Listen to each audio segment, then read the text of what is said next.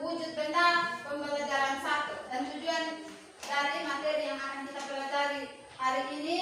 Yang pertama, siswa mampu mengelompokkan benda berdasarkan wujud dengan tepat. Yang kedua, kalian dapat menuliskan pokok-pokok informasi yang berkaitan dengan wujud benda dengan kalimat efektif. Yang ketiga, kalian dapat mengelompokkan benda berdasarkan wujudnya dengan tepat. Yang keempat, kalian dapat mengkonversi satuan kilometer ke meter dengan cepat atau sebaliknya dari meter ke kilometer dengan tepat. Yang berikut, kalian dapat memecahkan masalah sehari-hari mengenai satuan panjang dengan tepat. Yang keenam, siswa dapat mengidentifikasi gerakan kuat dan lemah kaki. Yang ketujuh, kalian dapat mempraktekkan gerakan kuat dan lemah kaki dengan tepat. Baik anak-anak, manusia itu hidup tidak terlepas dari benda-benda yang ada di sekitarnya. Kehadiran benda-benda di sekitar manusia itu untuk membantu aktivitas manusia dalam kehidupan sehari-hari. Misalnya, datang sekolah pasti bawa tas. Tas itu benda tidak? Benda. Terus sepatu itu benda tidak? Benda. Benda. Terus kalau untuk tulis, bolpoin itu benda tidak? Benda. Berarti manusia itu tidak bisa hidup tanpa benda-benda yang ada di sekitarnya, ya toh? Benda-benda itu terbagi menjadi dua. Ada benda-benda yang terbentuk dari alam dan ada benda yang dibuat oleh manusia. Oke, benda-benda yang terbuat dari alam itu apa-apa saja? Apa lagi? Tanah, batu. Terus benda yang dibuat oleh manusia itu apa-apa saja? Meja, kursi, apa lagi? Lemari. Ya, lemari. Setiap benda itu tentu memiliki wujud. Nah, wujud benda itu ada 3 wujud, ya toh? Wujud apa saja? Padat, cair, dan gas. Iya, padat, cair, dan gas. Yang pertama benda padat. Benda padat itu benda yang memiliki sifat dan volume yang tetap. Benda padat juga itu memiliki sifat-sifat tertentu. Di antaranya benda padat itu teksturnya keras, ya. Yang kedua, benda padat itu dapat menyerap panas. Yang ketiga apa lagi? Iya. Yang kedua, benda cair. Benda cair itu adalah benda yang dapat meresap dan melalui koridor. Contoh benda cair itu apa saja? Air, ya. Minyak, ya. Oli, ya. Itu semua termasuk benda cair. Dan benda cair juga itu dapat mengikuti wadahnya, ya. Misalnya air di gelas, dia akan mengikuti bentuk gelas. Yang ketiga, kita masuk ke dalam benda gas. Benda gas itu tidak dapat dilihat, namun dapat dirasakan. Yang berikut, coba buka buku halaman 60. Ada bacaan tentang wujud benda. Oke, baik.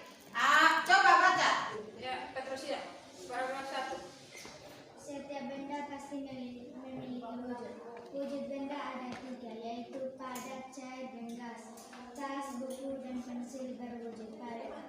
Minyak dan air berwujud cair. Gas hidrogen dalam balon berwujud gas.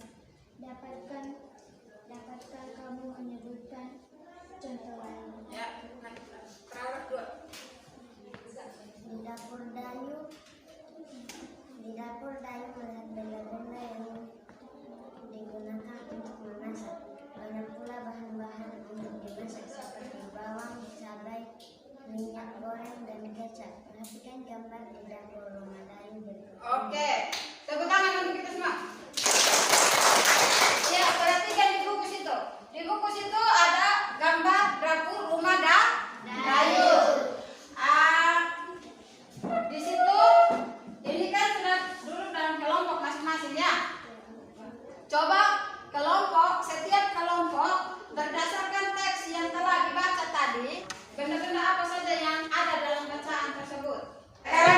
lanjut. Sudah, Bu? Coba kelompok 1. Baca sudah. Tas, buku, pensil, meja, kursi, lemari, sendok, benda cair, minyak, air, cup air, gas. Kelompok 2. Benda padat, sendok, panci, meja, kursi, lemari, piring, tas, buku. Benda cair, air, minyak goreng, oli, cuka. Benda gas, uap, air, udara. Iya. Perhatikan ke layar. Di sini ada berbagai macam benda. Coba kalian kelompokkan lagi mana yang termasuk benda padat, mana yang termasuk benda cair, dan mana yang termasuk benda gas. Oke, itu kasih waktu 5 menit. Sudah? Nah, sudah. Coba dari kelompok 2 dong. Batu, meja, kursi, buku, lemari, Benda cairnya, kecap, saus, minyak, benda gasnya. awan, asap, Oke, benda padat yang ada di dalam layar itu pertama ada batu bata, ya toh? Terus batu kerikil, ada meja, ada kayu, buku, ada tangga. Terus benda cair itu ada minyak, kecap, parfum. Terus benda gas itu uap air. Oke, sampai di sini ada yang belum mengerti? Coba perhatikan benda-benda di sekitar kita. Coba tuliskan benda-benda apa saja yang kamu lihat. Kira-kira kelompok 2. kursi, meja, lemari, buku, bendera, papan, tenda,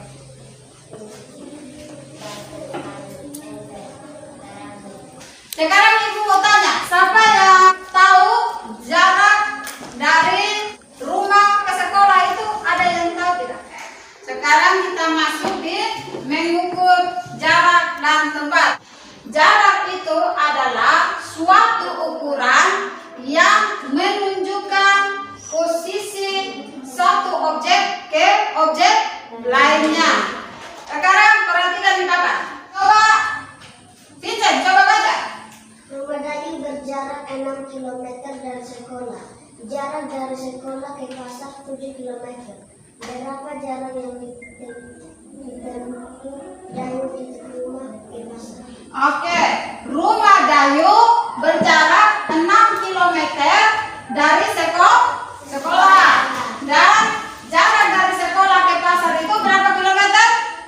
7. Berapa jarak yang ditempuh Dayu dari rumah ke pasar? Berarti jarak yang ditempuh Dayu dari rumah ke pasar adalah 6 km ditambah 7 km itu berapa? 13 km. Oke, kita masuk ke mengkonversi satuan jarak. Satuan yang dipakai untuk mengukur jarak itu adalah kilometer dan meter. 1 kilometer itu sama dengan 1000 meter. Semua coba perhatikan ke layar. Di situ ada gambar apa? Iya, orang yang memanjat pohon tuh. Nah, pohon tuak atau pohon lontar, ya toh? Pohon tuak itu tinggi tidak? Tinggi. Ya. Alat ukur untuk mengukur ketinggian itu ada yang namanya altimeter. Altimeter itu digunakan untuk mengukur ketinggian suatu benda dari permukaan laut. Perhatikan di layar ya. Lihat, di sini kan ada pohon tuak, ya toh?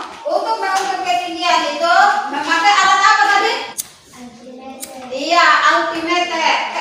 Sekarang kita masuk ke gerak kuat dan lemah kaki. Gerak kuat dan lemah kaki itu adalah gerak yang sangat penting dalam suatu tarian.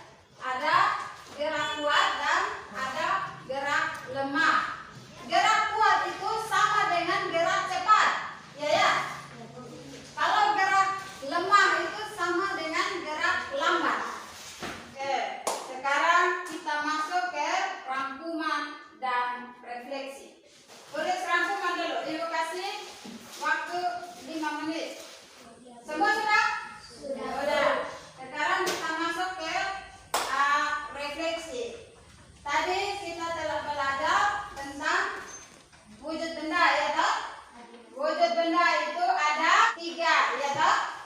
benda padat, benda cair, dan benda gas. Terus tadi kita telah mengukur jarak suatu tempat. Tadi kita juga sudah mengukur atau kita juga telah mengkonversi satuan kilometer ke meter dan dari satuan meter ke kilometer. Tadi dengan menonton video kita juga telah mencontohkan atau mempraktekkan gerak kuat dan lemah kaki. Oke, sampai di sini ada yang mau bertanya? Atau ada yang belum dimengerti? Tidak ada. Semua mengerti toh?